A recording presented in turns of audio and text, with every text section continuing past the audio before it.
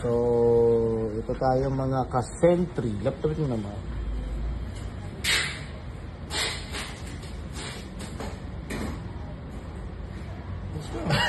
Watching ako eh. Hindi na naman. Ito mga ka-Sentry. Tuturo ko naman sa inyo kung paano ang pag-connect sa gateway. Ito yun. Gateway Wi-Fi bridge. Ayan, yan yung Wi-Fi. So, unang-una gagawin natin, syempre bubuksan natin si app, tapos ito na yung lalabas sa inyo. So, paglabas nito, pupunta lang kayo dito, tapos click nyo lang yung gateway. Ayan, gateway. So, and then, last button, and G2. Ayan. Tapos next nyo lang, ayan, gateway, choose gateway. So, walang lalabas yan. So, kailangan ang gagawin nyo,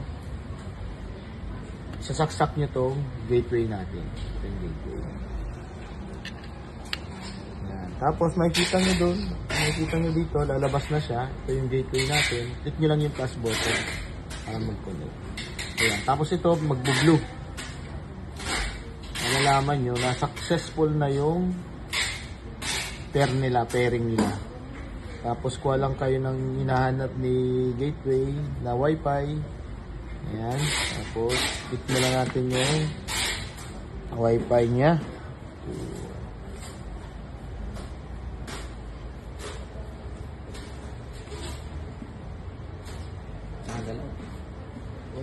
Tapos name.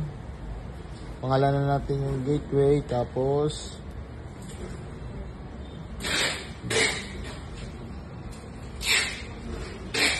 ayun, nagre-read doon. Successful.